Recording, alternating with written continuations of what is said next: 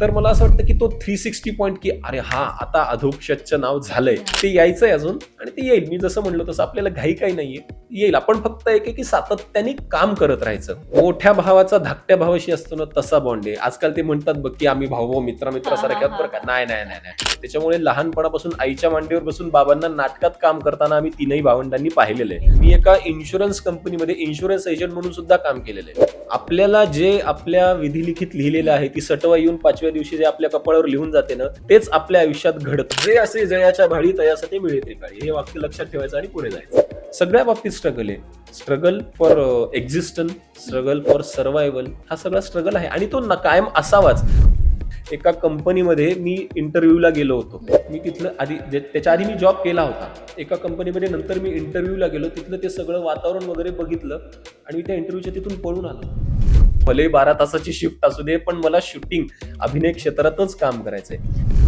आता संकर्षणचे plus point म्हणजे काय, त्याचं लिखाण, त्याच्या कविता, ज्या की मला सुद्धा प्रचंड आवडतात आणि प्रेक्षकांना तर आवडतातच. माझं पहिलं व्यावसायिक नाटक साखर खाल्लेला माणूस, प्रशांत दामले सर आणि शुभांगी गोखले, वयापेक्षा जास्त अनुभव असलेली माणसं आहेत. लहानपणीची तुमच्या दोघांची एखादी अरे बाप, खूप आहेत भयंकर.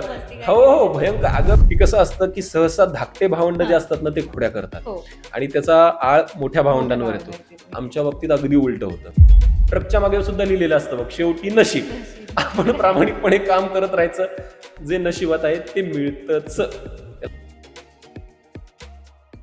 हाय अधोक्षज. नमस्कार. आधी नाव बरोबर घेतलं? अगदी बरोबर. अधोक्षज, अगदी बरोबर. बरोबर. सगळ्यात आधी तुझं नवराष्ट्र नवभारत मध्ये मनापासून स्वागत करते. धन्यवाद. आणि पडद्यामागचे कलाकार #रील टू रिअल वर्ल्ड ह्या आपल्या नव्या कोऱ्या सिरीज मध्ये सुद्धा. आणि आज आपण पडद्यामागचा गप्पा मारणार आहोत. एक दोन छान मित्र मैत्रिणी भेटलेले आहेत, त्या पद्धतीने मी तुझ्याशी बोलणार आहे आणि चाय पे चर्चा अशा पद्धतीने गप्पा मारूया. अगदी बिंदास गप्पा मारूया, इन्फॉर्मल गप्पा मारूया. छान. सगळ्यात आधी बालपण मला ऐकायला आवडेल. म्हणजे बॉर्न अँड बॉटम कुठून, बालपण कसं होतं, काही आठवणी? माझा जन्म परभणीचा, म्हणजे आम्हा तिघाही भावंडांचा जन्म परभणीचा, शिक्षण वगैरे सगळं परभणीचं. जन्म एका मध्यमवर्गीय मराठी कुटुंबामध्ये झालाय, धार्मिक कुटुंबामध्ये झालाय, कारण आमचं कुटुंब अत्यंत धार्मिक आहे. आणि लहानपणापासूनच जसं एका मध्यमवर्गीय कुटुंबात वातावरण असतं तसं अगदी वातावरण होतं. म्हणजे धार्मिक वातावरण, आधी शिक्षण पूर्ण करा, मग तुमच्या आवडीनिवडी पूर्ण करा. आणि लहानपणापासून काय झालं की बाबांना आम्ही नाटकात काम करताना बघायचो. म्हणजे बाबांनी स्टेट बँक ऑफ हैदराबादमध्ये 35-36 वर्ष नोकरी केली, पण ती नोकरी करता करता दरवर्षी ते प्रायोगिक स्पर्धेमध्ये, कामगार कल्याणच्या स्पर्धांमध्ये, राज्यनाट्याच्या स्पर्धांमध्ये दरवर्षी ते नाटकात काम करायचे. त्याच्यामुळे लहानपणापासून आईच्या मांडीवर बसून बाबांना नाटकात काम करताना आम्ही तीनही भावंडांनी पाहिलेलं आहे. त्याच्यामुळे ती आवड लहानपणापासूनच निर्माण झाली.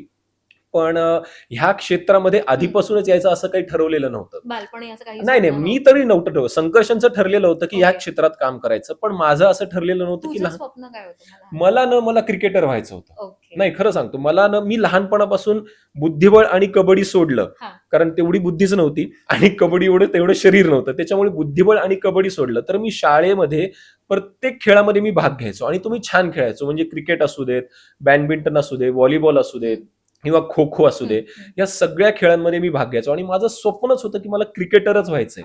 आणि त्या दृष्टीने मी प्रयत्न सुद्धा करायचो. म्हणजे 8वी-9वीला असताना मी एका अकॅडमीमध्ये जायचो परभणीला, तर तिथे मी छान क्रिकेट खेळायचो. पण झालं असं की एका स्पर्धेला जायचं होतं आणि त्या स्पर्धेच्या आधीच माझा ऍक्सिडेंट झाला आणि माझा डावा हात इथून इथपर्यंत पूर्ण फाटला. हो, मला 10 टाके तिथे, पण त्याच्यामुळे ते जाता आलं नाही. मग ते कुठेतरी असतं ना की आपल्या बालमनावर कुठेतरी एक छोटासा परिणाम होतो की अरे मला नाही जाता आलं. पण एक परिस्थिती पण असते. त्यावेळेस परभणीला इतकं काय म्हणूया त्याला, कमर्शियलही वातावरण होतं किंवा जसं एक्सपोजर मिळतं मुंबई पुण्यासारख्या ठिकाणी, तसं एक्सपोजरही फारसं नव्हतं. त्याच्यामुळे ते स्वप्न थोडंसं मागे पडलं. मग नंतर 10वी पूर्ण केली, शिक्षण पूर्ण केलं, ग्रॅज्युएशन सुद्धा माझं परभणीलाच झालं. आणि त्याच्यानंतर 2010ला आमच्या बाबांची बदली मुंबईत झाली. तोपर्यंत ताईचं लग्न झालेलं होतं. संकर्षणची सुद्धा 2009-10 पासून मुंबईत फेराफेरी सुरू झाली होती, कारण त्यांनी 2009-10 साली मला असं वाटतं महाराष्ट्राचा सुपरस्टार नावाची कॉम्पिटिशन आली होती. त्याच्यात त्यांनी भाग घेतला होता, त्याच्यात तो सिलेक्ट झाला होता. त्याच्यावर त्याच्या मुंबईच्या चक्रा सुरू झाल्या होत्या. म्हणाले की चला आता संकर्षणही तिकडे जातोय, माझी पण बदली झालीये, अधोक्षजचंही शिक्षण पूर्ण झालेलंच आहे ग्रॅज्युएशन पर्यंत, आपण सगळेच जाऊया. मग तिथे 2010ला आम्ही मुंबईत शिफ्ट झालो. आणि त्याच्यानंतर म्हणलं तसं माझं काही आधी ठरलेलं नव्हतं, म्हणून मी 1-2 ठिकाणी नोकरी सुद्धा केली. एका कंपनीमध्ये मी ज्युनियर अकाउंटंट म्हणून काम करायचो, पण तिथे काही फारसा रमलो नाही. आणि त्याच्यानंतर आता काहीतरी करायला पाहिजे ना पैसा कमवण्यासाठी. आता आपण मोठे झालो आहोत, घरच्यांची पण अपेक्षा असते की मुलांनी काहीतरी नोकरी वगैरे करावी. मी एका इन्शुरन्स कंपनीमध्ये इन्शुरन्स एजंट म्हणून सुद्धा काम केलेलं आहे. हो, मी दारोदार पॉलिसीज विकत फिरायचो. म्हणजे मी मॉलमध्येच पॉलिसीज विकलेल्या आहेत, सोसायटीमध्ये जाऊन पॉलिसी विकलेली आहे, ऑफिसेसमध्ये जाऊन सुद्धा पॉलिसीज विकलेल्या आहेत. आता आणि जसे सेल्समनना किंवा पॉलिसी एजंट्सना अनुभव येतात तसे अनुभव आलेले आहेत. कोणी छान ट्रीट करायचं, कोणीतरी सोसायटीमधून हाकलून द्यायचं, ती मजा यायची. पण तो एक अनुभव म्हणून मी घेतला. पण नंतर म्हणलं की यार हे काय मला झेपत नाहीये. आणि लहानपणापासून मी म्हणालो तसं एकांकिकांमध्ये, राज्यनाट्य स्पर्धांमध्ये मी कामं केलेली होती. म्हणलं की एक प्रयत्न करून बघूया, स्वतःला थोडासा वेळ देऊया आणि जर का जमलं तर आपण हे कंटिन्यू करूया. म्हणून 2015 पासून मी ऑडिशन द्यायला सुरुवात केली. मग हळूहळू एक एक एक एक एक एक काम मिळत गेलं आणि आता जरा व्यवस्थित आहे. पण मला ना एक प्रश्न विचारायचा वाटतो त्या मुलाला, ज्याचं म्हणजे स्वप्न होतं की क्रिकेटर हो, हो, बनायचं हो, आणि हो. त्याच्यासाठी मेहनत हो, म्हणजे हो. फोकस होता. कारण सपोज आपण असतो की बहीण भावांमध्ये आपण दादा किंवा ताईला बघतो की बरोबर. फॉलो करतो बरोबर. अनेकदा. हो. सो तो क्रिकेटर मुलगा हा. त्याने इन्शुरन्स पॉलिसी सुद्धा विकणं हो, आणि हो. ह्या सगळ्या गोष्टींचं काम केलं. हो. कुठे गिल्ट किंवा रिग्रेट नाही वाटत का? नाही, असं नाही वाटत. मला ना असं वाटतं की ह्या सगळ्या गोष्टी ना विधिलिखित असतात. आपल्याला जे आपल्या विधिलिखित लिहिलेलं आहे, ती सटवाई येऊन 5व्या दिवशी जे आपल्या कपाळावर लिहून जाते ना, तेच आपल्या आयुष्यात घडतं. आणि मला असं वाटतं की ते फॉर्च्युनेटली, अनफॉर्च्युनेटली ते सगळं वेळेवर योग्य होतं. आता मी तुला सांगतो, मी जसं मी म्हणालो की मी लॉन टेनिस खेळायचो. हा. तर एकदा झालं असं, मी 11वीला होतो. 11वीला असताना नांदेडला डिस्ट्रिक्ट लेवलच्या स्पर्धा होत्या ओके. आणि मी लॉन टेनिस उत्तम खेळायचो. मी तिथे नांदेडला गेलो, त्या स्पर्धामध्ये भाग घेतला आणि तिथे 1-2 मॅचेस मी जिंकलो. पण नंतर जिंकल्यानंतर पुढच्या लेवलला जाण्यासाठी एक तुम्हाला त्यांचं सर्टिफिकेट सबमिट करावं लागतं. आणि ती तिथल्या म्हणजे अकॅडमीच्या म्हणा किंवा कॉलेजतर्फे मी जर का खेळत असेल तर कॉलेजच्या जे शिक्षक असतात, खेळाचे शिक्षक, त्यांची जबाबदारी असते की त्याचं ते एलिजिबिलिटी सर्टिफिकेट म्हणतात, ओके. ते त्या स्पर्धांमध्ये सबमिट करायचं. मग सबमिट करायची ज्यावेळेस वेळ आली तर तिथले ते शिक्षक म्हणाले त्या अकॅडमीचे की अरे तुझं सर्टिफिकेटच सबमिट केलेलं नाहीये. म्हणलं सर मला माहितीच नाही. ते म्हणे तुझ्या शिक्षकांची जबाबदारी की त्यांनी ते सर्टिफिकेट सबमिट केलं पाहिजे. पण त्यावेळेस काही मोबाईल वगैरे असे नव्हते. मी एका STD वर गेलो, PC वरून सरांना फोन केला. म्हणलं सर अहो माझं सर्टिफिकेट सबमिट झालेलं नाहीये, मी मॅचेस जिंकलेलो आहे, पण तरी सुद्धा मला पुढे जाऊ देत नाहीयेत. ते सर म्हणाले की अरे मी विसरलो म्हणे तुझं सर्टिफिकेट सबमिट करायचं. म्हणलं यार हे काही बरोबर नाही यार, आपण 2 मॅचेस जिंकलेलो आहोत आणि तरी आपल्याला पुढे जाता येत नाही. मग ते समोरचा जो मुलगा जो हारला होता त्याने ऑब्जेक्शन घेतलं की जरी मी जिंकलेलो असं तरी ह्याचं सर्टिफिकेट नाही, मग ह्याला तुम्ही डिबार्ट करा, ह्याला काढून टाका. मग मी मॅचेस जिंकलेलो असताना मला काढून टाकलं आणि तो हरलेला असताना तो पुढच्या लेवलला गेला, कारण त्याचं सर्टिफिकेट सबमिट झालं होतं. मग ते मला त्यावेळेस खूप वाईट वाटलं. म्हटलं पण चला ठीक आहे, आपल्याला ह्या क्षेत्रात यायचं होतं ना, ह्या क्षेत्रात यायचं होतं म्हणून तिथे आपण नाही जाऊ शकलो. पण आता इथून पुढे जर का मला ह्या क्षेत्रात एखादा क्रिकेटर किंवा लॉन टेनिस खेळाडूची जर का भूमिका मिळाली तर मला ते कामी येईल, असा आपण विचार करायचा आणि पुढे जात राहायचं. त्याच्यामुळे त्याचा असा गिल्ट अजिबात नाहीये मला. म्हणजे डेस्टिनीने ह्या क्षेत्रामध्ये एक्झॅक्टली जे असे जयाच्या भाळी तयास ते मिळे त्रिकाळी, हे वाक्य लक्षात ठेवायचं आणि पुढे जायचं. 2015ला ऑडिशन हो. सुरुवात केली. त्यावेळेला अनुभव कसा होता? म्हणजे फर्स्ट ऑडिशन आजही आठवतं? हो, आठवतंय ना, मला आठवतंय. संकर्षणची त्यावेळेस एक मालिका चालू होती आणि मी त्याच्याच सेटवर ऑडिशन द्यायला गेलो होतो. मग ते म्हणलं तसं पहिल्यांदाच ते ऑडिशन देण्याचा अनुभव होता. त्याच्यामुळे इतकं काही असं अरे बापरे खूपच छान झाले वगैरे, ते बेसिक सुरुवात होती. पण नंतर हळूहळू काम मिळत गेलं आणि माझा पहिला कॅमेरा एक्सपिरियन्स होता. अस्मिता नावाची मालिका होती झी मराठीवर. त्याच्यामध्ये मयुरी वाघ आणि पियुष रानडे दोघे लीडला होते. तर त्याच्यामध्ये ज्युनियर आर्टिस्ट म्हणून मी कामाला सुरुवात केली. म्हणजे त्याच्यामध्ये एक स्टोरी अशी होती की होळीचा प्रसंग आहे. होळीमध्ये ते हिरोईनचे मित्र येतात आणि ते सगळ्यांसोबत अशी छान रंगपंचमी होळी वगैरे खेळतायत आणि त्यांच्या मागे नाचण्याचं जे काम असतं ते माझं पहिलं काम. तो माझा पहिला कॅमेरा एक्सपिरियन्स होता. 2-3 दिवसाचं ते काम होतं, पण मजा आली होती मला आणि मला ते करायला आवडलं. म्हणलं की अरे चला हे काम करायला आपल्याला मजा पण येते आणि असंही नाही की आपल्याला अजिबातच जमत नाहीये, जमतंय. दिग्दर्शक सुद्धा म्हणतात की तू चांगलं करतोयस, मग हरकत काय ह्याच्यात काम करायला. आणि म्हणलं तसं आवड होतीच. मग जे क्षेत्र आपल्याला आवडतंय त्याच्यातूनच जर का आपलं काम पुढे गेलं तर काय हरकत आहे. म्हणून मी ते 2015 पासून या क्षेत्रात काम करायला सुरुवात केली आणि मग नंतर व्यावसायिक नाटकांमध्ये, मालिकांमध्ये अशी कामाला आता सुरुवात आहे. आणि मग त्याच्यामध्ये मी निवेदन सुद्धा करायचो. ओके. हो, मी लहानपणापासून शाळांमध्ये जे असे कॉम्पिटिशन्स वगैरे असतात ना, त्याचं निवेदन सुद्धा मी करायचो. त्याचा फायदा मला या क्षेत्रात झाला. मी झी टॉकीजवर गजर कीर्तनाचा सोहळा आनंदाचा म्हणून एक कार्य, त्याचं 4 वर्ष निवेदन केलं. बऱ्याचशा वाहिन्यांचे जे प्रमोशनल इव्हेंट्स असतात त्याचे जवळपास 100पेक्षा जास्त इव्हेंट्स मी अँकरिंग केलं. बऱ्याचशा राजकीय कार्यक्रमांचं सुद्धा निवेदन केलं आणि ते करायला मला आवडतं. जसं जितका अभिनय सुद्धा आवडतो तितकं मला निवेदन करायला सुद्धा आवडतं, कारण तिथे लोकांशी आपण डायरेक्टली कनेक्ट होतो. त्याच्यामुळे ते सुद्धा मी अधनं करत असतो. पण जेव्हा ह्या क्षेत्रामध्ये आता उडी मारली हो. मी म्हणेन आणि सुरुवात झाली हो, हो, हो. त्या स्विमिंग पूल मध्ये उडी मारून आता पोहायला बरोबर बरोबर. हो. अप्स अँड डाऊन्स आलेले हो, अजूनही आहेत. अजूनही आहेत आणि ह्या क्षेत्रामध्ये ते नेहमी असणार. मी तुला सांगतो माधवी की ह्या क्षेत्रामध्ये सस्टेनेबल काहीच नाहीये. ते आपण म्हणतो ना, grass is greener on the other side, दुरून डोंगर साजरे, असं हे क्षेत्र आहे. इथे तुम्हाला सगळ्यात महत्वाचं म्हणजे काम मिळवण्यासाठी स्ट्रगल आहे, काम मिळाल्यानंतर ते काम टिकवण्यासाठी स्ट्रगल आहे आणि ते काम टिकवल्यानंतर सातत्यासाठी एक स्ट्रगल आहे. तुम्ही जेव्हा तुम्हाला काम मिळालंय, हे काम ते मिळालेलं काम चांगलं करणं हे तुमच्या हातात आहे. चांगलं काम मिळाल्यानंतर जेव्हा लोक किंवा इतर या क्षेत्रातले मोठी मोठी लोक, निर्माते, दिग्दर्शक म्हणा, तुमचं काम बघतील, त्यांना जर का तुम्ही ते तुमचं काम आवडलं तर ते तुम्हाला सातत्याने काम देत राहतील. सगळ्या बाबतीत स्ट्रगल आहे. Struggle for existence, struggle for survival, हा सगळा स्ट्रगल आहे आणि तो कायम असावाच. सगळं जर का छान छान छान छान मिळत गेलं की आपण थोडेसे सबकॉन्शियसली रिलॅक्स होतो ना. त्याच्यामुळे बॅक ऑफ द माइंड काहीतरी, अरे हा आपलं आता हे काम संपत आलंय बरं का, पुढचं काम बघायचंय. त्याच्यामुळे तो स्ट्रगल कायम असावा, त्याच्यातूनच आपल्याला जास्त ऊर्जा येते असं मला वाटतं.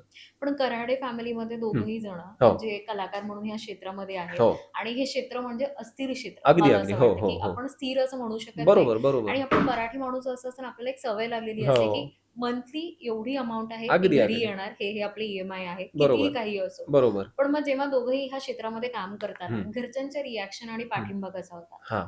आमच्या अप्स अँड डाऊन. बरोबर. जसं मी आधी म्हणालो की बाबांनी 35-36 वर्ष बँकेमध्ये सर्व्हिस केलेली आहे.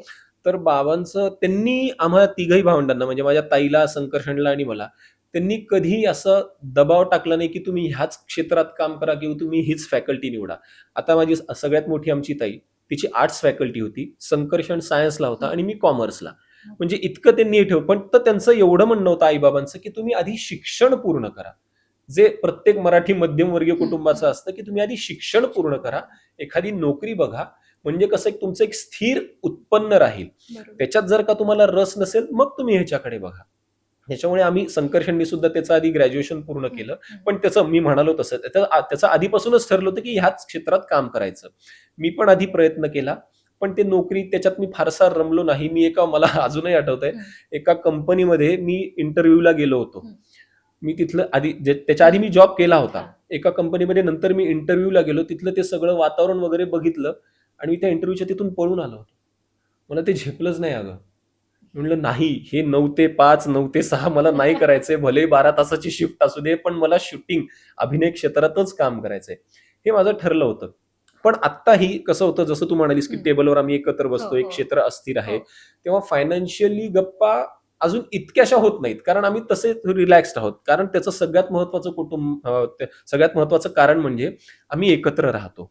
एकत्र कुटुंबात राहण्याचा आजकालच्या काळातला, मी तुला प्रॅक्टिकल फायदा सांगतो, खर्च डिवाइड होतात. प्रॅक्टिकली मी तुला सांगतो, एकत्र कुटुंबात बऱ्याचशा गोष्टी सुद्धा असतात, पण खर्च डिवाइड होतात. आजही आम्ही आईबाबांसोबत राहतो. घरातला जो काही सगळा खर्च असतो तो बाबा बघतात. ईएमआयचा जो काही खर्च असतो तो संकर्षण बघतो आणि इतर जे खर्च असतात, म्हणजे वायफायचं रिचार्ज असू दे किंवा टीव्हीचं रिचार्ज असू दे, दूधवाल्याचे पैसे, ते सगळे मी बघतो. या सगळ्या गोष्टी या प्लॅन आउट, आणि त्या असं ठरवून प्लॅनिंगने होत नाही, त्या अंडरस्टँडिंगच्या गोष्टी असतात. आता ह्या क्षेत्रात मी काम करताना मला काही एका महिन्यात असं होतं की 1 लाख रुपये मिळतात, एका महिन्यात असं होतं की 5-10 हजार रुपये सुद्धा मिळत नाही, कारण 2-2, 3-3 महिने कधी कधी काम नसतं. त्याच्यामध्ये माझी पार्टनर, माझी बायको मला साथ देते, कारण ती नोकरी करते, ती आर्किटेक्ट आहे, तिचं एक स्थिर इन्कम ठरलेलं आहे. आणि लग्नाच्या आधीच त्यांना ही कल्पना आम्ही दिली होती की हे असं असं अस्थिर क्षेत्र आहे, पण त्यांचं असं की नाही, आम्ही ओके आहोत सपोर्ट करायला. त्याच्यामुळे कधी कधी असं होतं की ती सगळा खर्चाचा हातभार उचलते, कधी कधी मी उचलतो. त्याचं सगळं अंडरस्टँडिंगचं आहे असं मला वाटतं.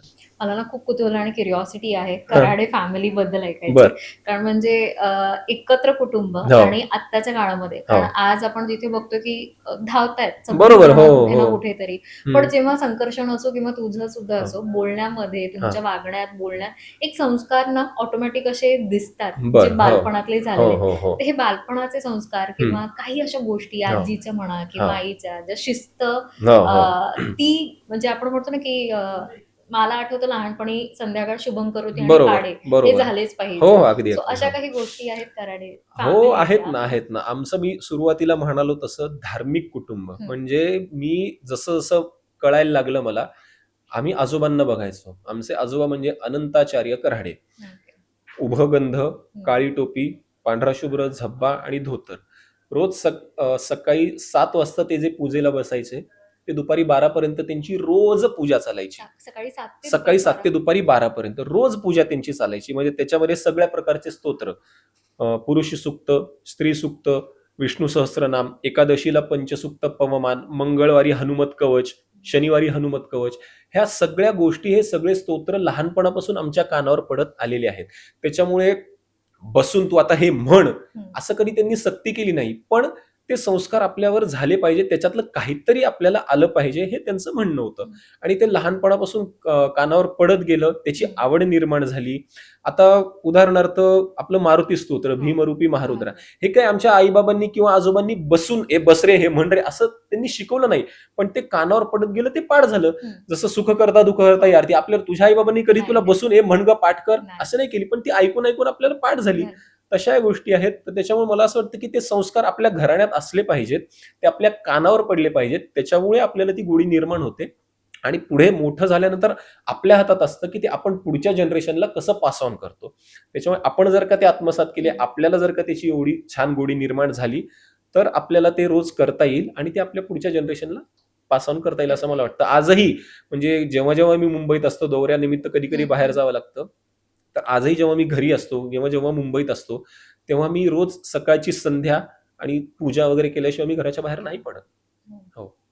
तू बाबा सुद्धा झालायस आता. हो, नुकताच सो बाबा झालोय. कॉंग्रॅच्युलेशन्स धन्यवाद, त्याच्यासाठी. धन्यवाद. आणि मला विचारायचं वाटेल म्हणजे जेव्हा आपण आई बाबा होतो हो. तेव्हा एक वेगळं म्हणजे आता असं होतं की नाही बाबा आता शहाणपण आलं पाहिजे, बरोबर, कारण बरोबर. आता जबाबदारी आलेली आहे. बरोबर आहे, बरोबर आहे. आणि आता अनेक गोष्टी आहेत सध्या आपल्या आजूबाजूला, म्हणजे मला असं वाटतं की आपली पिढी ही खूप ग्रेट आणि ब्लेस अशी अगदी, होती, अगदी. कारण आपण खूप छान पाहिलंय. अगदी बालपण फार बालपण छान आपण खूप सुंदर. मज्जा घेतली आहे बालपणाची. हां. आपण आणि सगळंच पाहिलं. मी तुला Yes. सांगतो की आपण ऑल इंडिया रेडिओ पासून आता Instagram पर्यंत आपण सगळंच बघतोय. Yes. त्याच्यामुळे आपली पिढी ब्लेस्ड आहे. ब्लेस्ड अशी अगदी, पिढी अगदी. आहे. हो. तर आता जेव्हा ह्या पिढीमध्ये एक बाबा म्हणून जेव्हा तू येतो, हो. तेव्हा काय विचार करतोस की मी पुढे माझ्या मुलाला कसं वाढवणार आहे, किंवा काय पद्धतीने काही विचार केलाय का, की कसं असेल एक बाबा?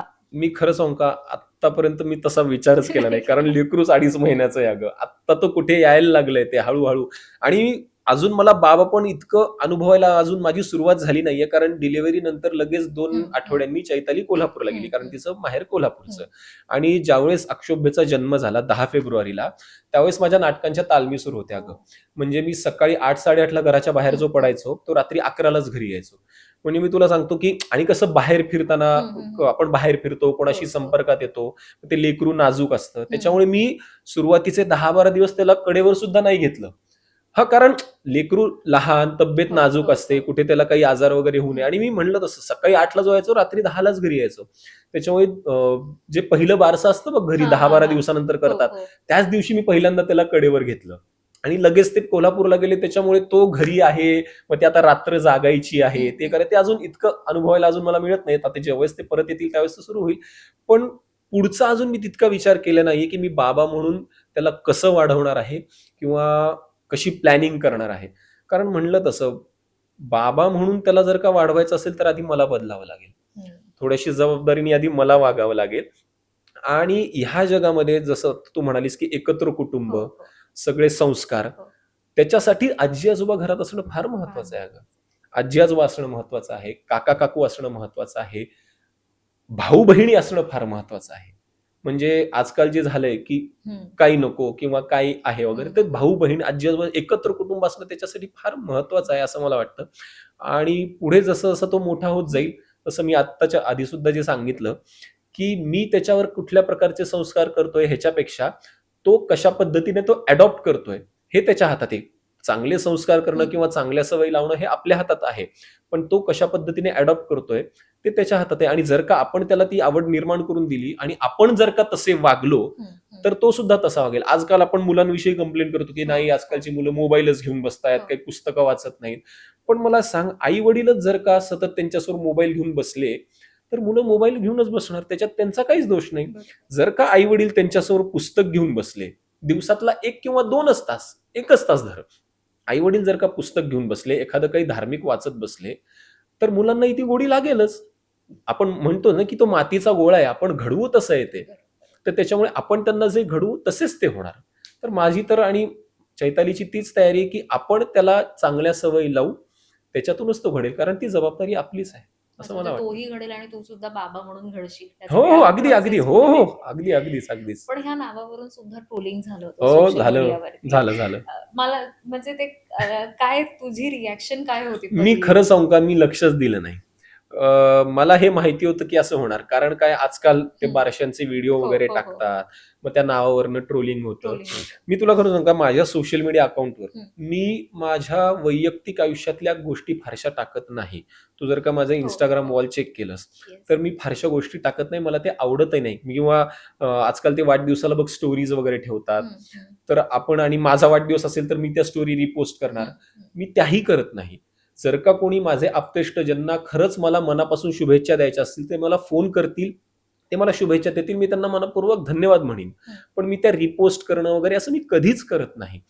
आणि त्या नावावरच्या ट्रोलिंगवर माझी तयारी होती, पण कसं आहे ना, आमच्या घरात ज्या बायका आहेत, म्हणजे माझी आई म्हणा, आमच्या वहिनी किंवा चैताली माझी बायको, ह्यांचा ह्या क्षेत्राशी तसा काही संबंध नाहीये.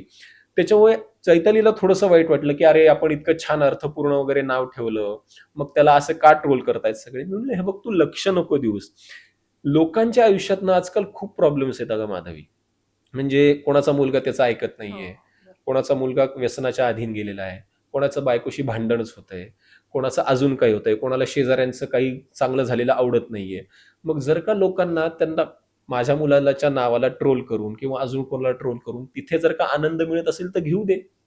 आपण लक्ष नाही द्यायचं, आपण सोडून द्यायचं. आपल्याला माहिती आहे की आपण आपल्या मुलाचं नाव छान ठेवलेलं आहे, ते धार्मिक आहे, ते अर्थपूर्ण आहे आणि ते म्हणता येण्यासारखं आहे, तर काय हरकत आहे. आणि अजून एक मला असं वाटतं की आपल्या संस्कृतीतलंच नाव आहे ना हे, हिंदू संस्कृतीतलं, भारतीय संस्कृतीतलंच नाव आहे. जर का एखादा बॉलिवूडचा मोठा सेलिब्रिटी त्याच्या संस्कृतीनुसार त्याच्या मुलाचं नाव तैमूर ठेवू शकतो, तर एखादा मराठी हिंदू धर्मातला कलाकार त्याचा जर का संस्कृतीतलं नाव त्याच्या मुलाचं ठेवलं तर काय हरकत आहे. लोकांनी ते ऍक्सेप्ट केलं पाहिजे असं मला स्पष्ट वाटतं. आणि कुठलंही नाव हे अवघड नसतं, ते आपल्याला घ्यायची सवय असावी लागते. आता मला सांग, अ आ इ ई तू शिकलेली आहेस, क ख ग घ शिकलेली आहेस, तर हे अ आ इ ई या बाराखडीतलंच नाव आहे ना. अला अ, क्षत्रियाचं क्ष, भ आणि य, अक्षोभ्य, संपलं. किती छान आणि सोपं नाव आहे. म्हणायची सवय नसते आपल्याला. दुसऱ्या संस्कृतीतली नावं आपल्याला घेता येतात की नाही, म्हणजे व्लादिमीर पुतीन म्हणता येतं, इंझमामुल हक म्हणता येतं, नोवाक जोकोविच म्हणता येतं, मग अक्षोभ्य कराडे किंवा अधोक्षज कराडे म्हणायला काय हरकत आहे. ते सोपं असतं, फक्त म्हणायची सवय असावी लागते. ह्या नावांमागची सुद्धा तू कहाणी सांगितली, म्हणजे ही जी नावं आहेत मला ते ऐकायला आवडेल. हा, हे कसं विष्णू सहस्त्रनामातली नाव आहेत. आता आमच्या घराण्यातलं आमचं जे कुलदैवत आहे ते तिरुपती बालाजी, लक्ष्मी व्यंकटेश आणि तुळजाभवानी, तुळजापूरची देवी. तर विष्णू सहस्त्रनाम हे स्तोत्र आमच्या घरी आमचे आई बाबा हे रोज म्हणतात. संध्याकाळ झाली की मग ते लावून ठेवायचं, मग ते कानावर पडतं. तर आमच्या बाबांचं नाव गोविंद, विष्णूचंच नाव, आजोबांचं नाव अनंत, ते विष्णूचं, संकर्षण, अधोक्षज, सर्वज्ञ, सृग्वी, संकर्षणच्या मुलांची नावं ती सुद्धा विष्णू सहस्त्रनामातली नावं. आता हे अक्षोभ्य ते सुद्धा या श्लोकात येतं. आणि आमच्याच घरात म्हणून नाही, आमचे जे नातेवाईक आहेत, म्हणजे माझा चुलत भाऊ त्याचं नाव अनिरुद्ध, विष्णू सहस्त्रनामातलं नाव. माझी मावशी, सख्खी मावशी जी छत्रपती संभाजीनगरला राहते, तिच्या मुलाचं नाव सायुज्य आहे. म्हणजे 5 मुक्तीचे जे 5 प्रकार आहेत, सरुपता, समीपता वगैरे, त्याच्यात एका मुक्तीचा प्रकार आहे सायुज्य मुक्ती, तर त्याचं नाव सायुज्य आहे. माझ्या सख्ख्या बहिणीच्या मुलाचं नाव स्वोजस आहे, जे गणपतीचं नाव आहे. हे आपल्या संस्कृतीतली नावं आहेत. तर त्याच्यामुळे मला असं वाटतं की आपण जर का आत्तापासूनच आपल्या मुलांची नावं, जो मध्यंतरी ट्रेंड आला होता बघ, वेगवेगळी काहीतरी नावं ठेवा किंवा आई वडिलांचं नाव जोडून एक काहीतरी नाव ठेवा, तर तो ज्याचा त्याचा प्रश्न आहे काय नाव ठेवायचं. तर पण मला असं वाटतं की त्याला काहीतरी एक मूळ गाभा आणि काहीतरी आशय पाहिजे त्या नावाला. म्हणजे जेणेकरून सांगताना गुगल मिनिंग नको, त्याला काहीतरी अर्थ पहा, असं मला वाटतं. म्हणून ते नाव प्रत्येकाने आपापल्या मर्जीनुसार ठेवावं, पण त्याला काहीतरी अर्थ असावा असं मला वाटतं. तुला कधी शाळेमध्ये वाटलं का की म्हणजे मुलांनी अदोक्षज हे बोलायला किंवा प्रोनाउन्स तुला करायला कठीण पडलं? नाही, मला तर कधीच अवघड नाही गेलं. नाही, मी तुला म्हटलं ना, लहानपणापासून आजोबा बाबा जे म्हणतात ते स्तोत्र कानावर पडतात आणि आम्ही सुद्धा ते म्हणतो. त्याच्यामुळे मी वयाच्या ज्यावेळेस बोलायला लागलो त्यावेळेस पासून मी माझं नाव स्पष्ट सांगतोय. पण तेव्हा चिडवणं किंवा हे पहा, आता शाळेत पोरं जी मित्र वगैरे असतात ते आध्या म्हण किंवा काही म्हण, ते तर होतं. ते तर आता माझ्याही लेकराचं होईल, ते तुझंही कधीतरी झालं असेल किंवा आपल्या वडिलांचंही कधीतरी झालं असेल.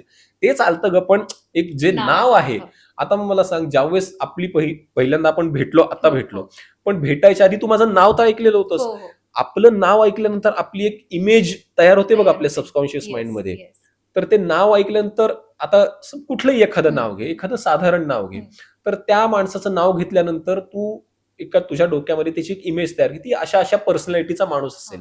पण एक ज्यावेळेस असं वेगळ्या पद्धतीचं नाव होतं की अच्छा असं नाव आहे का, बघूया तरी काय, असं एक तयार होतं. मला असं वाटतं की पॉइंट बरोबर आहे की आपल्या हिंदू धर्माची नावं एक्झॅक्टली, हो, आणि ती पुढे अगदी पुढे नेणं ती आवश्यकच आहे. मी परत येते अभिनय ह्या क्षेत्रात, आपल्या करिअरकडे. चला, करिअर सुरू झालं, अभिनय सुरू झाला, असं कधी वाटलं की हा तो 360 लाईफचा चेंज होता, त्याने करिअर मध्ये ब्रेक दिला आणि अधोक्षज हे नाव जास्ती नावारूपाला आलं एक कलाकार म्हणून? ते खरं सांगू का, तसं अजून यायचंय, खरंच यायचंय अजून. कारण मी आतापर्यंत प्रमुख भूमिकेत कुठल्याही मालिकांमध्ये वगैरे काम केलेलं नाहीये. ज्या काही भूमिका मी केलेल्या आहेत त्या अशा काय म्हणूया त्याला, पॅरलल ज्या भूमिका आहेत त्या भूमिका मी केल्या नाही, त्या मी प्रामाणिकपणे केल्या आणि त्या चांगल्या पद्धतीने केल्या. हे मी म्हणत नाही, हे ज्यांच्यासोबत काम केले ते निर्माते दिग्दर्शक म्हणतात. म्हणजे माझी पहिली जी मालिका 2-3 महिने मी ज्याच्यात काम केलं, ती मालिका होती छोटी मालकीण, जी 2017-18 मध्ये प्रवाहावरती लागायची. त्याच्यामध्ये मी निगेटिव्ह पात्र केलं, ते पण आवडलं. मग त्याच्यानंतर आता मागच्या 1-1.5 वर्षापूर्वी मी लाखात एक आमचा दादा नावाची एक मालिका होती झी मराठी, त्याच्यावर एक पंटर पिंट्या नावाचं एक पात्र केलं, ते वेगळंच होतं. ते सुद्धा प्रेक्षकांना किंवा निर्मात्यांना खूप आवडलं. तर मला असं वाटतं की तो 360 पॉइंट की अरे आता अधोक्षजचं नाव झालंय, ते यायचंय अजून आणि ते येईल. मी जसं म्हणलो तसं आपल्याला घाई काही नाहीये, येईल. आपण फक्त एक की सातत्याने काम करत राहायचं. मी मध्यंतरी डॉक्टर श्रीराम लागूंचं लमाण नावाचं एक पुस्तक वाचलं होतं. आता तू बघितलंस की लागू सरांनी अनेक हिंदी मराठी चित्रपटांमध्ये छोट्या छोट्या भूमिका केलेल्या आहेत. तर एकदा ते एका चित्रपटात काम करत होते ज्याच्यामध्ये दादामुनी होते, अशोक कुमार सर. तर त्यांनी त्या पुस्तकामध्ये एक प्रसंग फार छान लिहिला आहे की अशोक कुमार सरांनी डॉक्टर लागूंना सांगितलं की हे बघ, तू भूमिका छोटी आहे किंवा मोठी आहे ह्याचा विचार करू नकोस. आपल्या ह्या क्षेत्रामध्ये दिसत राहणं फार महत्वाचं आहे. तू काम करतोयस ना, मग ते छोटं असो मोठं असो, तू प्रामाणिकपणे कर. आपल्या क्षेत्रामध्ये दिसत राहणं अत्यंत महत्वाचं आहे. त्याच्यामुळे कुठलीही भूमिका येऊ दे, तू ती कर. असं पण असू शकतं की एखाद्या भूमिकेमध्ये तुला वाक्यच नाहीये, पण तुझे एक्सप्रेशन्स आवडले, तुझा प्रेझेन्स आवडलाय आणि तो प्रेझेन्स आवडून एखादा निर्माता दिग्दर्शक तुला दुसऱ्या भूमिकेसाठी तुझा विचार करू शकतो. त्याच्यामुळे मी पण असा कधी विचार करत नाही की नाटकात डायलॉग कमी आहेत किंवा एखाद्या सीनमध्ये वाक्यच नाहीयेत. नाही, आपल्याला काम मिळालंय ना, करत राहा. ह्या कामातून मला दुसरं काम मिळेल. आता सध्या मी जे नाटक करतोय विहीणबाई जोरात नावाचं, त्याच्यामध्ये असा टॉकी पोर्शन माझा खूप नाहीये, पण माझा प्रेझेन्स आहे. आणि त्यातमध्ये सगळ्यात महत्वाची गोष्ट म्हणजे, सगळ्यात ऍडव्हान्टेजची गोष्ट म्हणजे निर्मितीताई आहेत त्या नाटकात. आणि निर्मितीताईंसोबत काम करण्याचा एक वेगळा अनुभव आहे. त्यांना आपण कॉमेडी क्वीन म्हणतो, इतक्या वर्षांचा त्यांचा अनुभव आहे. मग त्यांच्यासोबत काम करताना आपल्याला जे अनुभव येत आहेत, जे शिकायला मिळते, ते आपण का नको घ्यायला, आणि त्याचे आपल्याला पैसेही मिळत आहेत, ते का नको घ्यायला. मग असं आपण या काम करत करतच कुठल्याही क्षेत्रात, म्हणजे तुझ्या क्षेत्रात म्हणा, माझ्या क्षेत्रात म्हणा, आपण काम करत करतच शिकत जातो. तर मला असं वाटतं की सातत्याने आपलं काम करत राहणं आणि चांगलं आणि प्रामाणिकपणे काम करत राहणं आपल्या हातात आहे. मिळत राहणं ते मिळेल. पण 2015 आता 2026 असं कुठे वाटत नाही का की अजून तो ब्रेक मुवमेंट का नाही आला? किंवा असा विचार येतो. मग आपण थोडं सेल्फ अनालिसिस करायचं त्याच्या बाबतीत, असं म्हणायचं की ठीक आहे, आपणच कुठेतरी कमी पडतोय. कारण झालंय काय, आता ना सोशल मीडियामुळे अभिनय कधी कधी न येणाऱ्या लोकांना सुद्धा पटकन कामं मिळून जातात, कारण त्यांचे फॉलोअर्स जास्त आहेत. असं होतं आणि त्याच्यात काही वावगं नाहीये. तो आता काय गरजच ती झाली की रीच जास्त मिळावा सगळ्या गोष्टींमुळे. पण असं कधी कधी वाटतं की यार, तो ब्रेक यायला पाहिजे होता, पण म्हणलं तसं की आपणच कुठेतरी कमी पडतोय म्हणून आपण त्याच्यावर जास्त कष्ट घ्यायचे, जास्त मेहनत करायची आणि तो अभ्यास करत करत पुढे जायचा आणि म्हणलं तसं सातत्याने काम करत राहायचं. ते येईल. देवाने मला ठरवलंय ना की तुला ह्या क्षेत्रात काम करायचंय, मग ते त्याच्या हातात आहे. ओके. तो पण देणार. आणि मला म्हणलं आपण म्हणजे टिकून राहायचं. बादल जेव्हा सरकारांचं एक फार हां. छान वाक्य आहे. टिकून राहणं टिकून राहणं आपल्या हातात आहे. टिकून राहिलं की सगळं होतं. ते टिकून राहायचं आपण बस. पण हे खरं बघ, एक जेन्युअनली हां. विचारते की कितीही काही असो, म्हणजे हां. जेव्हा एका मीडियामध्ये जेव्हा 2 भाऊ एकत्र काम हो, करतायत, हो, तर हो. समजा अनेकदा असं कधी झालं असेल की हं. अरे संकर्षणला छान रोल हो, मिळतायत हो, हो. किंवा कंपॅरिझन न हं. म्हणता घरात म्हणा हो. किंवा बाहेरचे सुद्धा हो. करायला लागतात. हो. तर जेव्हा असं कधीतरी कंपॅरिझन होतं हं. किंवा एखादा सोशल मीडियावाल्याला तो रोल मिळतो जो आपल्याला मिळायला हवा, जिथे बरं. आपल्याला वाटतं की आपण डिझर्विंग आहोत, हो. पण तरीही मिळत नाहीये. हां. कितीही काही पॉझिटिव्ह म्हटलं हां. तरी नक्कीच हो, हो. आपल्याला लो अर्थात मोमेंट माणूस आहोत येते. आपण. तर येतं. ती हो, सगळी विचार येतो. मोमेंट येते. हो. तर ती प्रत्येक वेळेला जेव्हा येत जाते, हां. मग त्यावेळेला कसं टॅकल करतोस ही नाही, सगळी गोष्ट? कंपॅरिझन होतच की. हं. कंपॅरिझन अरे हा असा आहे, तो हां. तसा आहे, हा असा आहे, तो तसा आहे. पण म्हणलं तसं संकर्षणची एक वेगळी पठडी आहे, हं. माझी एक वेगळी पठडी आहे. तो त्याच्या पद्धतीने काम करतोय, मी माझ्या पद्धतीने काम करतोय. मग जर का कंपॅरिझनमध्ये असं म्हण की अरे नाही तू संकर्षण सारखा नाहीये हं. आणि मी जर का संकर्षण सारखा व्हायला गेलो तर मग मी अधोक्षज कधी होणार? बरोबर आहे की नाही? मी संकर्षण सारखंच जर का कॉपी पेस्ट करायला गेलो तर मग अधोक्षज कराडे म्हणून माझं काय? काहीतरी वेगळे पण दिसलंच पाहिजे ना. त्याच्यामुळे त्याच्यासारखं मी जर का होत गेलो तर मी माझाही नाही राहणार, मी माझंच नाही राहणार. त्याच्यामुळे माझी जी शैली आहे, माझे जे प्लस पॉइंट्स आहेत, आता संकर्षणचे प्लस पॉइंट म्हणजे काय? त्याचं लिखाण, हो. त्याच्या कविता, ज्या की मला सुद्धा प्रचंड आवडतात आणि प्रेक्षकांना तर आवडतातच. आवडतात. तर तो त्याचा प्लस पॉइंट आहे. हं. प्लस अभिनय आहे. माझा प्लस पॉइंट काय? अभिनय तर आहेच. निवेदन मी सुद्धा निवेदन आहे. करतो. आणि एक पर्सनॅलिटी जे सगळेजण म्हणतात की तुझी हाईट चांगली आहे वगैरे हं. सगळ्या गोष्टी. मग आजकाल बघ बऱ्याच ठिकाणी माझ्या सुद्धा सोबत असं झालेलं आहे की सर तुम्ही चांगलं काम करताय, तुम्ही ऑडिशन पण चांगलं दिलं, पण तुमचा लुक जात नाहीये. म्हणजे तुम्ही थोडे बारीक आहात वगैरे असे. तुम्ही थोडी बॉडी हं, वगैरे हं, कमवा. हं. तर मला असं वाटतं की जर का लुक वाईजच जर का बघायचं असेल तर आपण थोडं अजून स्वतःच्या शरीरावर कष्ट घ्यावे, थोडीशी मेहनत घ्यावी आणि ते जर का त्या लुकला जाणार असेल, तर मग तिथे आपल्याला तशा पद्धतीचं काम मिळेल. तर कंपॅरिझन ओके, ठीक आहे. ते हं. प्रेक्षकांपुरतं असू दे. पण आपल्याला माहिती आहे आपण कुठल्या पद्धतीचं काम करतोय. तर आपण आपल्या पद्धतीने काम करत राहायचं आणि ते समोर जर का आपल्या नशिबात ते असेल, हे बघ शेवटी नशीब. ट्रकच्या मागे सुद्धा लिहिलेलं असतं बघ, शेवटी नशीब. नशीब. आपण प्रामाणिकपणे काम करत राहायचं.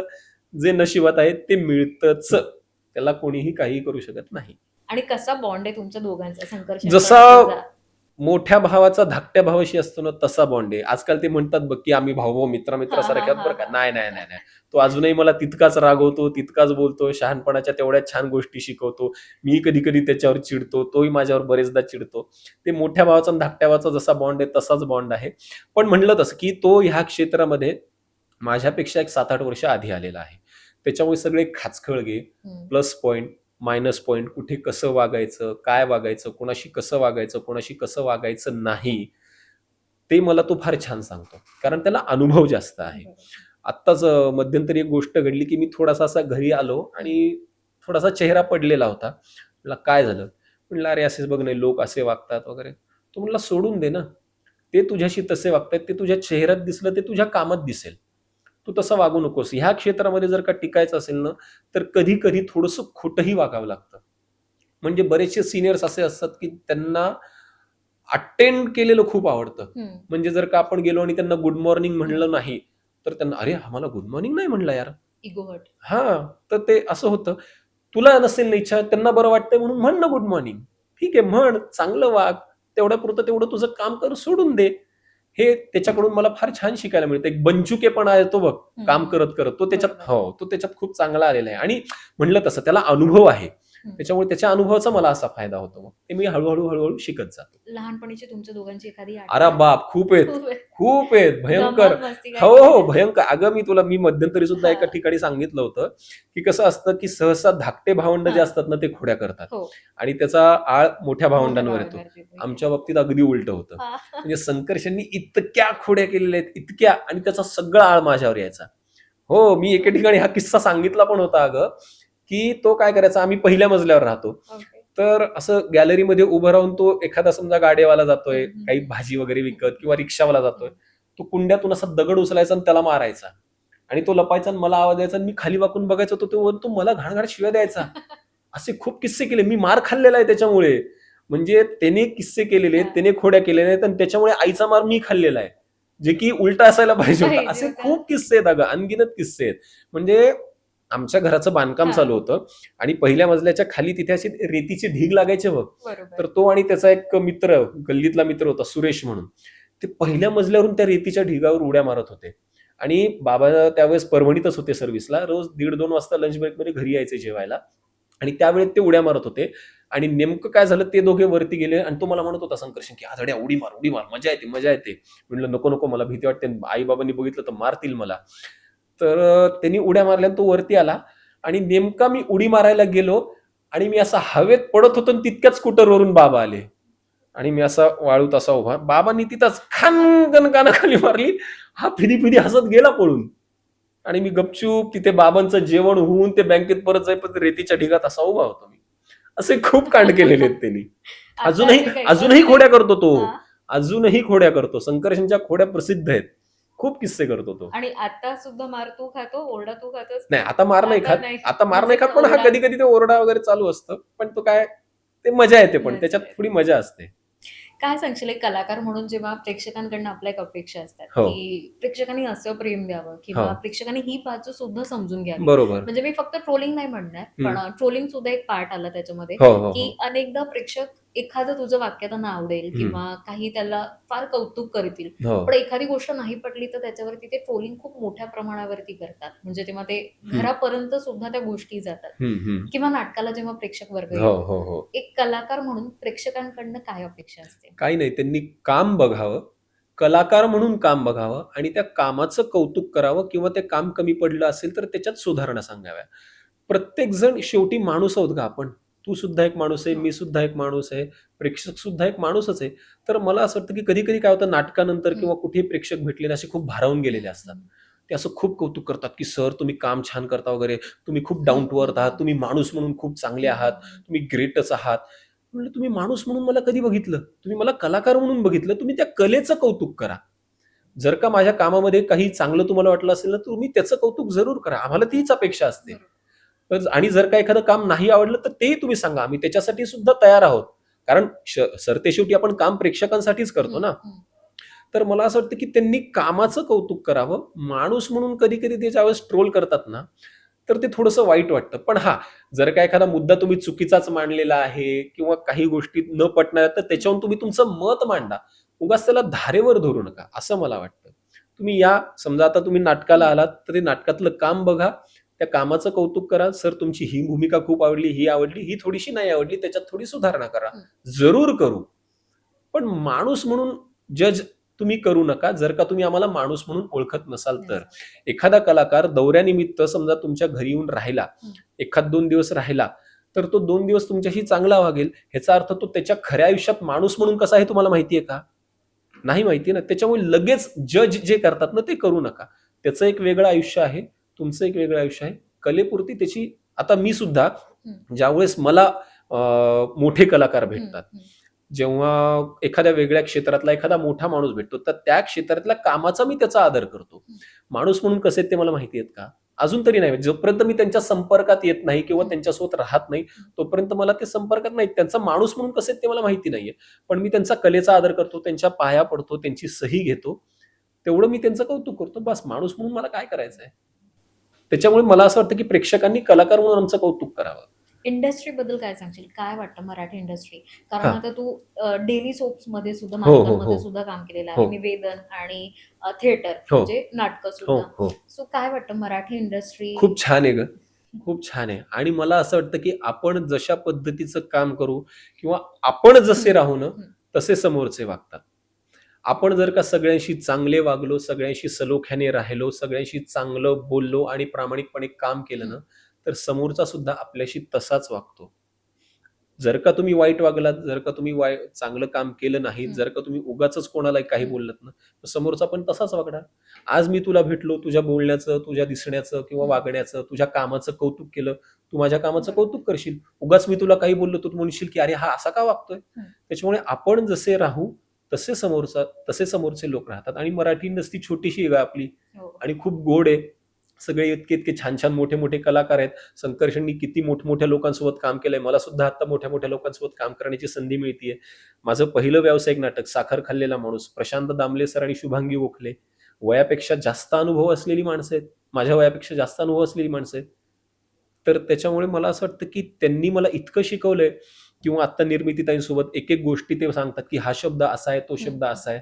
मग तो का नको आपण घ्यायला, आणि आपण चांगले वागलो तर तेही चांगलेच वागणार ना. एक्झॅक्टली. आणि शेवटी काय आपल्याला संबंध कलाकार म्हणून ठेवायचा आहे. शुभांगीताईंच्या बाबतीत एक गोष्ट मी तुला सांगतो. 2017ला मी साखर खाल्लेला माणूस हे नाटक केलं. त्या नाटकात खरं तर आधी संकर्षण होता. म्हणजे संकर्षणच त्या नाटकात ओरिजिनल कास्टिंग होतं. पण त्यावेळेला त्याचे 2-3 प्रोजेक्ट चालू होते अगं. म्हणजे तो एक देवा शपथ नावाची मालिका पण करायचा आणि आम्ही सारे खवय्ये करायचा. आणि साखर खाल्लेला माणूस या नाटकाचा परदेश दौरा होता अमेरिकेचा 1.5 महिन्याचा. तर मग त्या दौऱ्याला त्याला जायला जमणार नव्हतं. तर मग दामले सर दुसरा कोणी मुलगा त्या भूमिका करण्यासाठी मिळतोय का ते बघत होता. मग मी संकर्षण म्हणलं की अरे सरांना माझं नाव सुचव ना, मला काम करायचंय नाटकात. संकर्षण मी सुचवलं. मग दामले सरने विचारलं त्यांनी नाटकात काम केलेलं आहे का. म्हणलं हो सर केलेलं आहे, प्रायोगिक केलेलं आहे, पण त्यांनी व्यावसायिक नाही. ठीक आहे आपण बघूया. मग सरांनी प्रॉपर माझं रिडिंग घेतलं. मग रिडिंग घेतल्यानंतर मी तो प्रयोग करायला सुरुवात केली. मग त्या पहिल्या प्रयोगाची पण एक फार छान गंमत आहे. साखर खाल्लेला माणूस या नाटकाचा जपान दौरा होता. तिथे संकर्षण गेला होता आणि तो आल्यानंतर आजारी पडला. आणि 10 सप्टेंबर 2017 रविवार दुपार 4 दीनानाथ विलेपार्लेला प्रयोग होता आणि हाऊसफुलचा बोर्ड ऑलरेडी लागलेला होता. आणि संकर्षण ऍडमिट झाला, त्याच्या प्लेटलेट्स कमी झाल्या होत्या. तोपर्यंत नाटक मला पाठ झालं होतं, कारण बघून बनवून मला सगळं नाटक पाठ झालं. पण प्रयोगाशी तालीम अशी माझी झाली नव्हती, कुठली जागा काय काय काय काय नाही ते. तर तो आजारीच पडला. आणि मग दामले सरांना बाबांनी फोन करून सांगितलं की अहो संकर्षण ऍडमिट आहे, तो नाही प्रयोग करू शकणार. सर म्हणले हा ठीक आहे, एक काम करा अधोक्षजला पाठवा. म्हणलं बाबा नाही नाही, दामले सरांनी तुला बोलवलंय आणि ते येताना त्याला त्याचे वेगवेगळे 2 ड्रेसेस घेऊन यायला सांगा. म्हणलं काय. आणि सर मी गेलो बरोबर 2:30 वाजता पार्ल्याला पोहोचलो दीनानाथला. म्हणे आजचा प्रयोग तुला करायचा आहे आध्या. म्हणलं सर, म्हणलं फक्त नाटक पाठ आहे मला, काय काय तू बघू नको म्हणे. ते मी मेकअपला बसलो आणि मेकअप वगैरे झाला. 4चा प्रयोग होता. 3:45 वाजता सर मला स्टेजवर घेऊन गेले. मला म्हणे हा सीन इथे, तो सीन तिथे, तो सीन तिथे, हे सीन इथे. 4 वाजता प्रयोग सुरू झाला माधवी. 4:20 माझी एंट्री झाली आणि मी अशी एक नजर टाकली तर हाऊसफुल प्रेक्षागृह आणि समोर दस्तूर खुद्द प्रशांत दामले आणि शुभांगी गोखले. धाड धाड धाड धाड होत होतं. पण मला एक गोष्ट माहिती होती की माझं नाटक पाठ आहे. थोडंसं काही मागे पुढे होऊ शकतं टायमिंगच्या बाबतीत, कारण विनोदी नाटकात सगळ्यात महत्वाचं टायमिंग. आणि तालीमच झाली नव्हती ना माझी. दिग्दर्शकाच्या हाताखाली जी तालीम असते ती तालीमच नव्हती. म्हणलं मला बॅक ऑफ द माइंड ते होतं की मी विसरणार काही नाही, डायलॉग तेवढ्यापुरते तेवढे पोचतील. तो प्रयोग झाला, व्यवस्थित झाला. दामले सरांनी शुभांगी त्यांनी एक शाबासकी अशी एक थाप दिली. पण तिथून पुढे ज्यावेळेस त्या अमेरिका दौऱ्याला मी गेलो, सरांनी मला बसून प्रॉपर माझी तालीम घेतली. शुभांगीताई मला प्रत्येक प्रयोगागणिक सांगायच्या की अधो हे वाक्य असं होतंय, ते वाक्य असं होतंय, दुसऱ्या अंकात काम अजून नीट जमत नाहीये, त्याच्यावर तुला काम करायला लागेल. आणि त्या स्वतः विंगेत बसून मला काम चांगलं होतंय कसं होतंय ते सांगायच्या. असं जर का एखादं वाक्य खूप चांगलं गेलं, काम चांगलं झालं, तर त्या विंगेतून असं मला अधो व्हेरी गुड असं त्या मला म्हणायच्या. त्या आजही कुठलं काम माझं बघितलं तर त्या मला सांगतात फोन करून. आणि शुभांगीताईंच्या बाबतीत अजून म्हणजे त्यांच्यासोबत इतकं एक छान नातं जोडलं गेलं ना. म्हणजे त्या 2017 पासून आजपर्यंत अशी एकही राखी पौर्णिमा नाही आणि एकही भाऊबीज नाही जेव्हा त्यांचं गिफ्ट आम्हाला आलेलं नाहीये. आजही त्या एक छान प्रेमपर संदेश लिहिलेला असतो, एक छानसं काहीतरी गिफ्ट असतं आणि त्याच्यासोबत एक खाऊ असतो. आजही त्या पाठवतात आणि त्या आमच्या मुलांच्या आत्याबाई झालेल्या आहेत. हो, त्यांच्यासोबत फार एक गोड नातं आहे. खूप छान. जसं तू आता ह्यांची नाती तू सांगितली किंवा ह्या गोष्टी न कळत तू त्यांच्याकडून शिकला त्यांच्यासोबत राहून. असे अजून कोणी 5 जण तुला वाटतात की ज्यांच्यासोबत तू काम केलंयस कलाकार आणि त्यांच्याकडून तू काही गोष्टी शिकलायस आणि त्या आत्मसात केल्यास? बरं, दामले सर सगळ्यात महत्वाचं, शुभांगीताई, आता निर्मितीताई आहेत ज्यांच्याकडनं विनोदाची टायमिंग वगैरे काय डायलॉग डिलिव्हरी सगळ्या गोष्टी. संकर्षण घरातच आहे, त्याच्यामुळे कसं वाक्य म्हणजे वाक्य म्हणण्यापेक्षा नाटकात तुमचा प्रेझेन्स कसा असला पाहिजे किंवा निवेदन करताना कुठल्या काही गोष्टी घ्यायच्या. आणि 5वी आणि सगळ्यात महत्वाचे म्हणजे घरचे, आई बाबा, बायको, वहिनी, ताई, आमचे सगळं कुटुंब, ते सगळ्यात महत्वाचे क्रिटिक्स असतात आपले. ते आपलं काम व्यवस्थित पारखून पारदर्शकपणे बघत असतात. त्याच्यामुळे हे 5 लोक फार आयुष्य 5 बोटच आहेत ही आपली. सध्या प्रोजेक्ट चालू आहे तो हो म्हणजे? चालू आहे. सध्या झी मराठीवर कमळी नावाची एक हो. मालिका करतोय आणि हे निर्मितीताईंसोबतचं नाटक विहीणबाई जोरात, हे 2 प्रोजेक्ट सध्या चालू आहेत. मग ह्या दोघांचं कसं टायमिंग बॅलन्स करतो, होतो. म्हणजे डेली सोप आणि नाटक? होतो. कारण काय मी म्हणलं तसं, की सध्या डेली सोपमध्ये माझी प्रमुख भूमिका नाहीये. त्याच्यामुळे मॅनेज करणं तितकं जमतं. हे पहा, प्रमुख भूमिकेत कसं असतं, तुम्हाला डेली सोपमध्ये रोजच अवेलेबल राहावं लागतं. म्हणजे महिन्यातले 25 ते 26-27 दिवस. सध्या पॅरलल भूमिका असल्यामुळे महिन्यातले तितके दिवस नाही होत. आणि प्रयोग कसे असतात, शुक्रवार, शनिवार, रविवार. हो. आणि त्याच्यामुळे मी त्यांना तसं सांगून ठेवलं, की शुक्रवार, शनिवार, रविवार माझे प्रयोग असतात आणि मग बाकीचे दिवस मी तसा फ्रीच असतो. त्याच्यामुळे बाकीच्या दिवसांमध्ये माझं शूट लागतं. आणि जरी शुक्रवार, शनिवार, रविवारमध्ये प्रयोग लागले, जसं काल रविवार होता, हो. काल माझा प्रयोग होता रवींद्र मंदिरला, प्रभादेवीला, 4 वाजता प्रयोग होता. तर मी अर्धा दिवस शूट केलं ठाण्याला. मग शूट करून माझे सीन संपून मी प्रभादेवीला गेलो, प्रयोग करून घरी गेलो.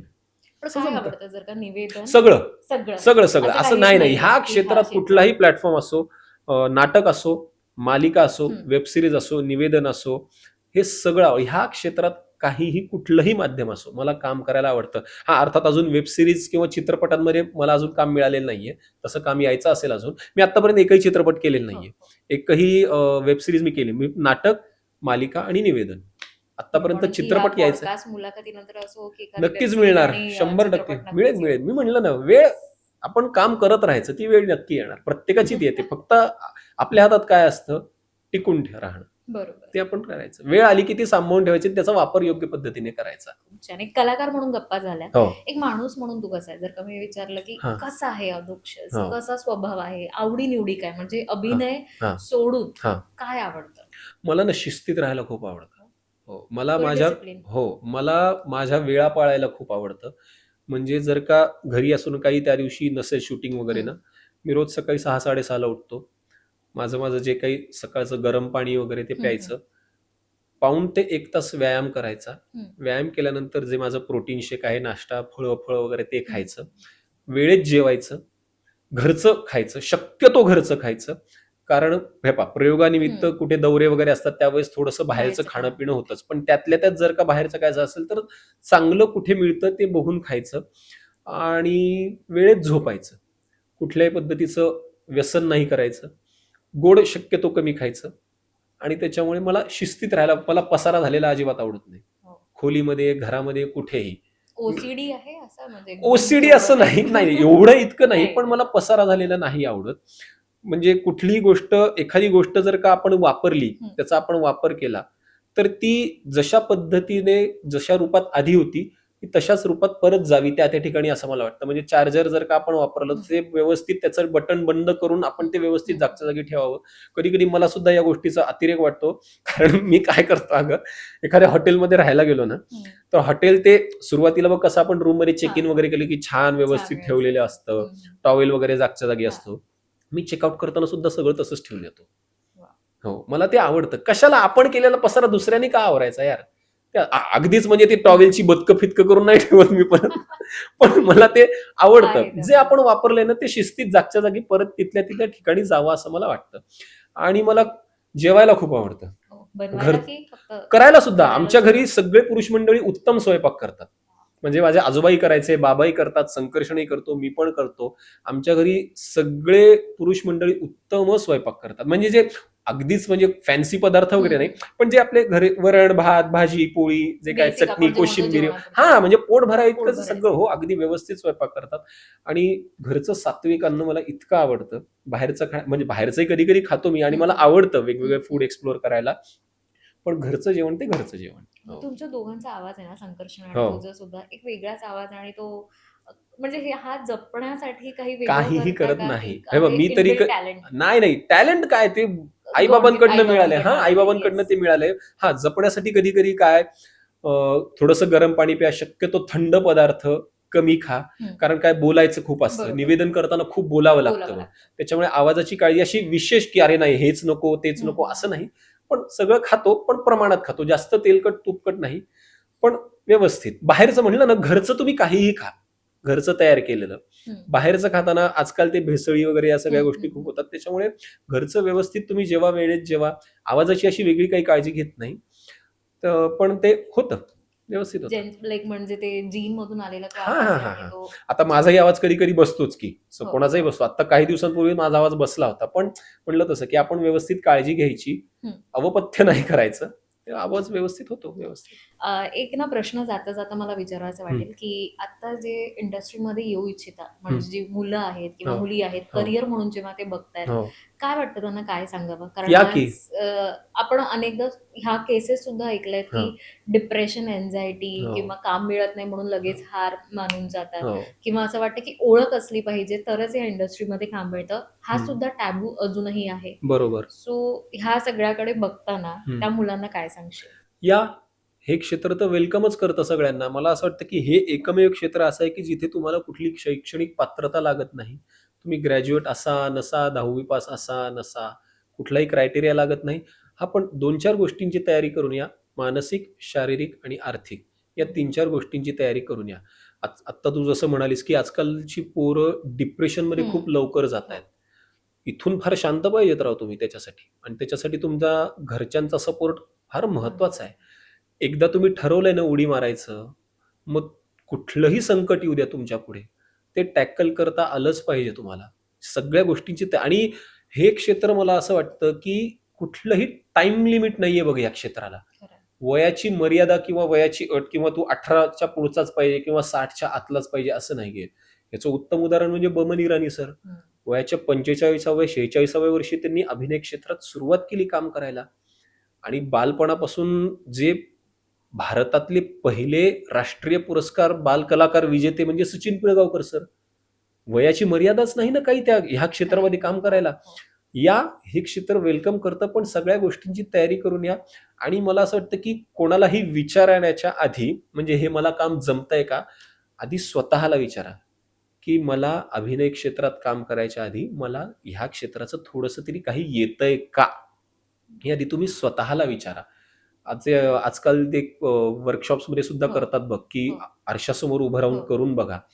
तर ते करून बघा आणि स्वतःला क्रिटिकली अॅनलाइज करा की खरंच हे मला जमतंय का. मग तुमच्या आजूबाजूच्या मंडळींना विचारा आणि ती सुद्धा आजूबाजूची मंडळी तितकीच क्रिटिकली अॅनलाइज करणारी पाहिजेत, तुम्हाला परखडपणे सांगणारी पाहिजेत. मग तुम्ही या की. मग तुमची आणि कसं आहे, ह्या क्षेत्रामध्ये तुम्हाला काम करायचं असेल तर मुंबईशिवाय पर्याय नाही. आता परभणीसारख्या क्षेत्रामध्ये जर का आम्हाला एवढा वाव मिळाला असता, तर आम्ही काय एवढं गाव सोडून आलो असतो, एवढ्या महागड्या शहरामध्ये. जर का एवढे सगळं ऐशोआरामात आम्हाला सगळं परभणीत आम्हाला राहता आलं असतं, आम्ही मुंबईत आलोच नसतो ना. पण परभणीसारख्या शहरामध्ये ह्या क्षेत्राला कमर्शियली वाव नाहीये. त्याच्यामुळे गावागावातल्या पोरांना इकडे यावंच लागतं.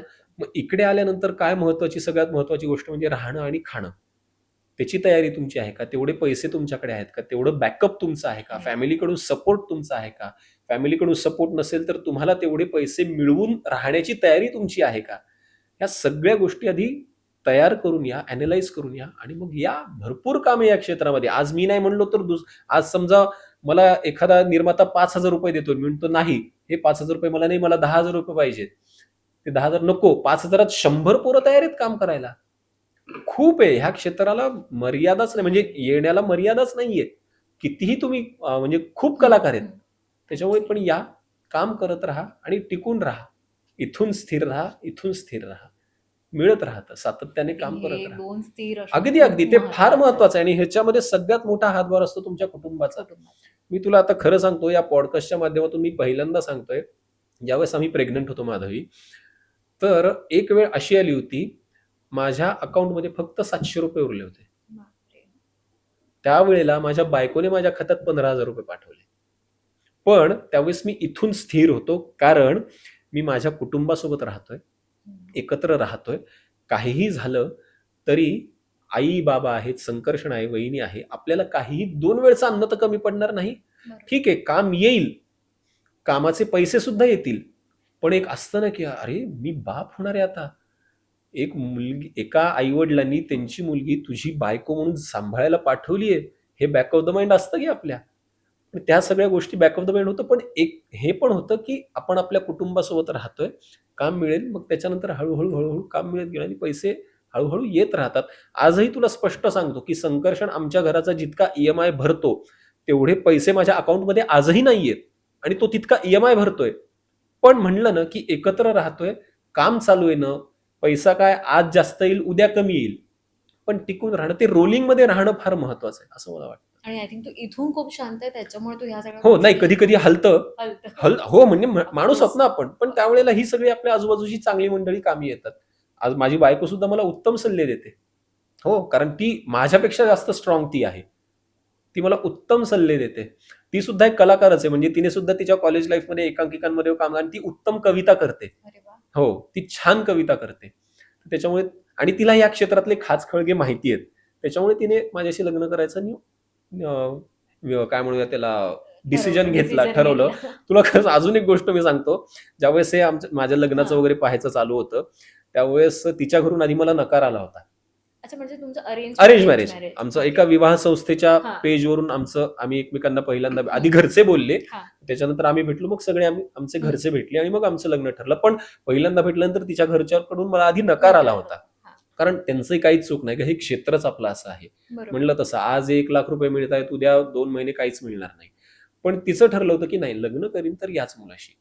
ती फर्मली स्ट्रॉंग होती की काहीही येऊ दे, आमच्या पुढे कुठलेही काही संकट येऊ, काय फार आर्थिक संकट येतील ना, मी आहे ना, मी एवढी शिकली आहे ना, मी नोकरी करते, पण आपलं एक असतं ना बॅक ऑफ द माइंड की नाही यार त्यांनी एवढ्या विश्वासाने मुलगी आपल्याला दिलेली आहे, त्याच्यामुळे आपण आपलं टिकून काम करायचं, सगळ्या गोष्टी बरोबर येतात वेळेला. खूप छान वाटलं मला. खरं तर असं वाटलं की खरंच एक मित्र म्हणून आज आपल्या गप्पा हो, झाल्या, अगदी आणि असं तुझं फुल लाईफ जर्नी माझ्या डोळ्यासमोर येत होती. म्हणजे परभणीचा तो मुलगा, तो क्रिकेटचं ते स्वप्न, त्याच्यानंतर ते इन्शुरन्सचं काम, आणि तिथून मग 2015ला सुरुवात केली ती अभिनयाची, आणि आजही ते स्ट्रगल मी म्हणेन ते सुरू आहे, ते सुरूच सुरू आहे. असं तो सुरूच राहावा. नाना पाटेकर सरांनी एका इंटरव्ह्यू मध्ये फार छान सांगितलं होतं बघ, की घरातला प्रत्येकच डबा भरलेला असेल तर तो परत भरायला आपण कष्टच नाही करणार ना. कुठला तरी एखादा डबा थोडासा अर्धा भरलेला किंवा थोडासा तळाशी गेलेला पाहिजेच की, त्याच्यामुळे आपल्याला जास्त ऊर्जा येईल की अरे नाही, डबे भरायचेत बरं का. पदार्थ विज्ञान शास्त्रातला नियम आहे ना, कुठेतरी खड्डा झाला म्हणजे कुठेतरी ढीग होणारच. त्याच्यामुळे तो स्ट्रगल कायम राहावा, पण कामं छान छान मिळत राहावी असंही वाटतं, आणि ती मिळतीलही. नक्कीच मिळतील. आणि छान वाटलं, म्हणजे तुझा स्वभाव एकदम साधा सिंपल आहे, आणि इथून शांत मला वाटलं. हालत तर नक्कीच प्रत्येक जण, हो अगदी ते वेळेनुसार असतं. एक छोटा सेगमेंट आहे. आपण अनेकदा असं म्हणतो की आपल्याला कोणाशी तरी बोलायचं असतं, सांगायचं असतं, किंवा आपले लाडके असतात, आणि अनेकदा आपण कामाच्या दरम्यान म्हणा किंवा त्यांच्याशी बोलणं राहून जातं. जर का मी आज हा कॉल तुला दिला की हा मॅजिकल, जसं आपण टाइम मशीन म्हणतो, तसा हा कॉल कुठेही लागू शकतो, तर हा कॉल कोणाला लावशील आणि काय बोलशील? मी ना माझ्या आजीला हा कॉल लावीन. माझ्या आईची आई सरोजनी देशपांडे औंढेकर तिचं नाव. आजी म्हणल्यावर जी एक इमेज आपल्या डोळ्यासमोर येते ना, अगदी तशी आजी होती. ती गोड गोरीपान, असे लुसलुशीत कातडं, म्हणजे संकर्षण आता लेखक असल्यामुळे त्याला फार छान छान वाक्य सुचतात. आम्ही ज्यावेळेस तिच्या घरी जायचो ना, त्याचा कणकेचा शिरा करायची ग, चांगल्या शुद्ध तुपातला. म्हणजे ती स्वयंपाकघरात ती शिरा करत असताना गेटपर्यंत त्या सुगंध यायचा त्याचा, आणि तो खाताना कापसाचा गोळा गळ्याखाली उतरताना जसं मऊ वाटेल ना, तसा तो घास उतरायचा ग अगदी त्या जठरापर्यंत. तर ती इतकी गोड होती ना, आणि तिचा माझ्यावर विशेष जीव होता. हा, कारण काय, संकर्षण थोडासा ह्या क्षेत्रामध्ये किंवा त्याच्या ह्याच्यामुळे तो थोडासा बिझी असायचा. आजी अण्णांचं म्हणजे त्यांना मी अण्णा म्हणायचो, आम्ही त्यांना सगळे अण्णा म्हणायचो आजोबांना. तर त्यांच्याकडे माझं जास्त येणं जाणं असायचं. म्हणजे त्यांची काही कामं कर, बँकांची कामं कर, सिलेंडर संपलंय ते आणून दे, किंवा कुठलीही सगळी काय, तिचा माझ्यावर जास्त जीव होता. तर मला तिची राहून राहून खूप आठवण येते. मला असं वाटतं की मी तिला कॉल करीन, आणि तिला म्हणजे तिने जरा लवकर काढता पाय घेतला. तिला मी बाप झालो हे जर का ती आत्ता असताना कळालं असतं तर भयंकर आनंद झाला असता तिला. काय देशपांडेबाई, बरं आहेत का? खूप दिवसांनी बोलतोय आपण असं. नाही आठवण रोजच येते ग, म्हातारीची आठवण येत नाही होय रोज. तू काय बरीच असणार आहे, विठ्ठलाच्या पायाशी आहेस तुझ्या आवडत्या, तू बरीच असणार. अण्णा काय म्हणतात? नाही ते फोनवर बोलणार नाहीत, माहितीये मला. काय नाही, आता तुला कळलंच असेल, बाप झालो. हो, तुझ्या मांडीवर जर का खेळवता आला असता अक्षोभेला तर बरं वाटलं असतं मला. ठीक आहे, हरकत नाही. परभणीला नाही गेलो अशात, जाईन आता. हो, लागलेत ना, आंबे लागलेत झाडाला. आता आंबे घ्यायला जातो परभणीला. काय नाही, तेच आता एक माझ्या हातात आता एक फोन दिला. त्यांनी सांगितलं की हा फोन कुठेही लागू शकतो. मग तुलाच लावला फोन. बाकी बरं आहे. हो, सगळं बरं आहे. चैताली बरी, आई बरी आहे, सगळे घरचे बरे आहेत. तू काळजी घे. आणि माझी पहिली खरं तर इच्छा होती की चैतालीच्या आणि माझ्या पोटी पहिल्यांदा तूच येशील. आणि मी नाव सुद्धा ठरवलं होतं, जर का लेक जन्माला आली तर सरोजनी हे तुझंच नाव ठेवणार, हे मी ठरवलं होतं. पण ठीक आहे, हरकत नाही. पुढच्या वेळेला ये. ठेवू का? बोलू परत. फार फार वेगळं ना, फार वेगळं नातं होतं माझं आणि माझ्या आजीचं. तिचा भयंकर जीव होता माझ्यावर. मजा येते. आजही ती असायला पाहिजे होती असं मला वाटतंय. हरकत नाही. आणि एक या गोष्टीचं अजून थोडंसं राऊंड राऊंड वाटतं कधी, की तिच्या शेवटच्या काळात आम्ही इकडे मुंबईला होतो आणि ती गावाकडे होती. नाही, ती संभाजीनगरला होती मावशीकडे. तर आणि तिचा फारसा शेवटच्या काही 1-2 महिन्यात फारसा सहवास नाही लावला. त्याचं थोडंसं वाईट वाटतं. बाकी काय, पण आशीर्वाद नक्कीच असते. हा, नक्कीच, ते तर आहेच. त्याच्यावरच तर तरतंय सगळं. हो हो हो. थँक्यू पुन्हा एकदा. अरे नाही, आणि खूप छान गप्पा झाल्या. जर का जाता जाता तुला तुझ्या फॅन्सला, आमच्या नवराष्ट्राच्या प्रेक्षकांना काही सांगायचं असेल? नाही, माझे असे कोणी मी फॅन्स असं काही मानत नाही. सगळे माझे प्रेक्षक, मायबाप रसिक प्रेक्षक आहेत. मी त्यांना मित्र मानतो. त्यांना एवढंच सांगेन की अशाच जे आतापर्यंत जितकं प्रेम करत आलेलं आहात तितकंच प्रेम करत राहा. छान छान काम करण्याचा मी प्रयत्न करीन आणि इथून पुढे अनेक भूमिका मिळतील, त्याच्यामधून मी तुमच्यापर्यंत पोहोचीन. नाटकाला येत राहा, मालिका बघत राहा, अनेक सिनेमे वगैरे इथून पुढे मिळतील, तेही मी प्रामाणिकपणे करत राहीन, तेही बघत राहा आणि प्रेम करत राहा. काम आवडलं तर जरूर सांगा, नाही आवडलं तरी सांगा, त्याच्यातून मी अजून चांगलं काम करण्याचा प्रयत्न करीन. आणि जितकं प्रेम आतापर्यंत आम्हा दोघा भावंडांना देत आहात तितकं इथून पुढे देत राहा. बस. थँक्यू आणि ऑल द बेस्ट म्हणेन नवभारत नवराष्ट्राकडून पण मला पूर्ण फ्युचर. नक्की. मी तुमचा खूप आभारी आहे की मला अशा प्लॅटफॉर्मवर पहिल्यांदा बोलवलं आणि ही माझी पहिली मुलाखत आहे. त्याच्यामुळे मला हा अनुभव खूप माझ्यासाठी छान आणि स्पेशल होता. आणि पहिली गोष्ट आपण म्हणतो तसं स्पेशल असतेच. तर हा पहिला अनुभव माझा, त्याच्यामुळे मला खूप छान वाटलं आणि तुमचे मनपूर्वक आभार. थँक्यू. मी पण म्हणेन छान एक्सक्लुझिव्ह अशी ही मुलाखत. हो, अगदीच. थँक्यू. धन्यवाद.